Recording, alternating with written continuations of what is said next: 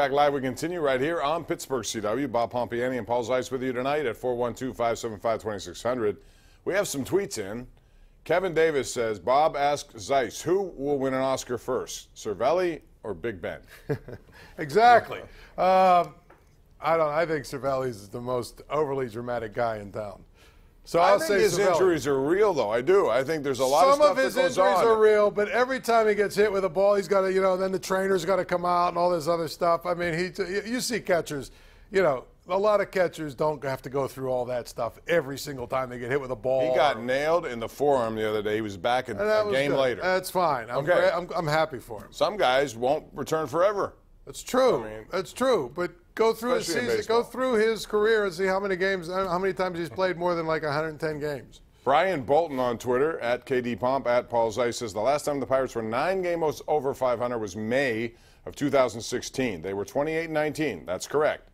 Then he says they went on to lose 20 of their next 26.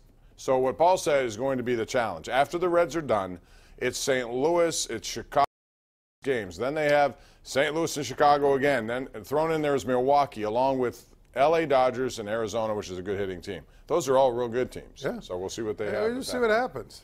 All right, let's go out to the lines. We have Mike in Breezewood. Hello, Mike. How are you tonight?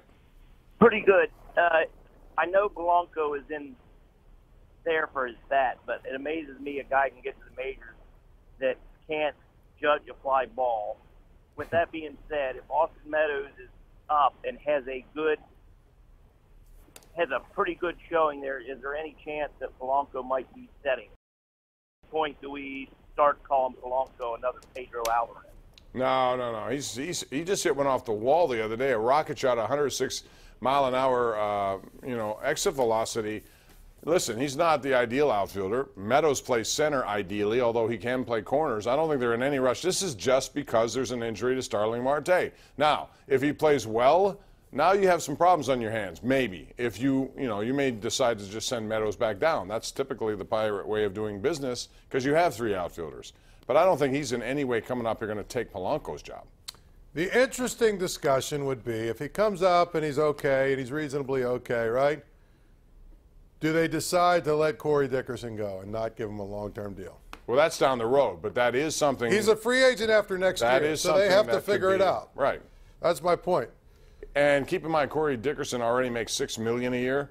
So if you have the kind of year he has, and if this consistently goes through the entire season, now he's, even if he's going to get a raise, a pretty good one next year, and then you're right, free agent status. So they have time to figure that out, but that would be very Pirate-like, wouldn't it?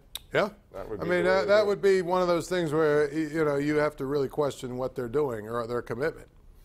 All right, line 2 we go. It's Ronnie in Penn Hills. Hey, Ronnie, how are you? I'm doing well. Good. I didn't realize that the caller in front of me was going to talk about Polanco. However, I want you to be realistic for a moment. Polanco is less than adequate in the field.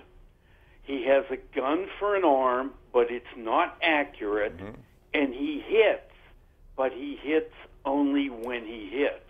He's not that great, and I'm not saying dump him, but we have to be realistic about the fact that he's not what they expected him to be. That's all I'm saying. Well, last year he wasn't anywhere near what he was expected to be with only 11 home runs. If he gives you the power that you're looking for, I wouldn't be rushing to any judgment here. I think Meadows has a long way to go. If you followed his career in the minors, it's, a lot of people want to say, oh, he's up, he's going to be in the center field, he'll take somebody's spot. Well, first of all, he has only 1 home run this year. He's driven in 15. He's been injury prone the last 2 years, Paul. There's a lot for him yet to prove. He's getting an opportunity now. We'll see what happens, but it's too early to say anything beyond that. Yeah, again, I don't know that he'll ever be a good fielder, Bob. Polanco. No, Polanco can't be. Yeah, I think he takes a circuitous route on everything. He is what he is. He doesn't judge balls well. Every time it's in the air, it's an adventure, but you've got to keep him in the lineup. He does have some power, He doesn't hit for a lot of average right now, but when he hits it, he gets it out of the park a lot. And they need that kind of production, and they're getting it from a lot of different people right now, so we'll see. Line 4, we have Barb in Glidson. Where is Glidson, Barb? Well, it's near Altoona. It's only like 10 miles away from Altoona. Okay, great. I learn something new every day. Now, one day I'll get to Glidson. Well, you get to come see the Curve. That's the Pirates. That's right. There you go. Yes. What's on your mind, Barb? Yes, I'm just asking. I mean, it's just like Francisco Cervello, how great he's doing this year. Mm-hmm. And your question is? I would just like to know why you don't have to down him. I mean, he's just such a happy-go-lucky guy. Paul's the one who doesn't think he's. No, not you. It's Paul. Yes. I mean, I think he's as tough as they come. I've said that before, and I believe it. So Paul disagrees with me. I don't know what the point is, really. I don't know either. All I said is he's very overly dramatic, which he is, which I don't know how you could even argue that he isn't. But I think his injuries are real. I mean, there have been a lot. I'm not saying his injuries aren't real. I'm saying he's overly dramatic. When he gets a little bump and bruise, he turns it into something it probably isn't. But he stays in the game most of the time. There are a lot of guys who get, something, a little but that's my nick point. in the outfield. They're gone. But there's a lot of guys that are catchers that don't have to make a big production after every time they get a bump or a bruise. That's my point. Steven in Charleston. What's up, Steven? How are you? Hey, just fine. We got the 40-season ticket plane. We get a chance to come up and see the Pirates. Good.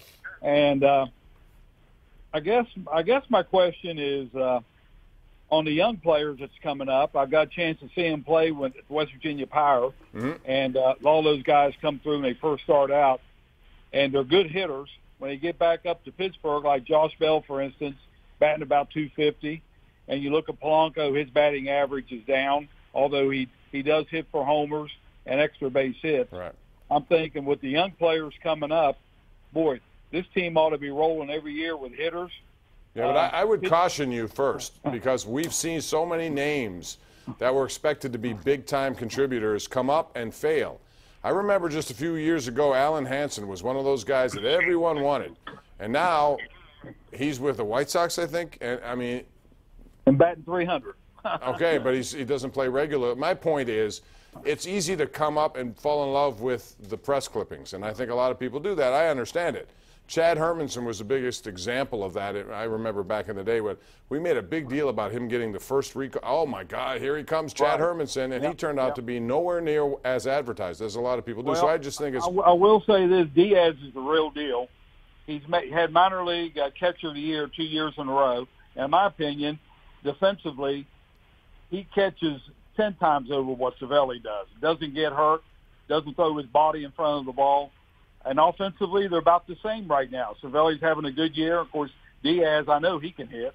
I think they ought to be playing Diaz. It's good to have both of them. Their combined numbers are as good as any catching combo in baseball. So thanks for the call from Charleston. I appreciate that. So, I'm just saying don't rush people. Hockey game over. Hockey game over. Alex Ovechkin goes down 3-2. And he crashes his stick over the net and breaks it in half. It's actually 4-2. They got an empty netter. Oh, did they? Okay. Yeah, they got an empty netter. Yeah, it's 2-2. Bottom line is, it's now best of 3, and it's going back to Tampa. Tampa is really good, and they showed it tonight. We'll be back with more right after this.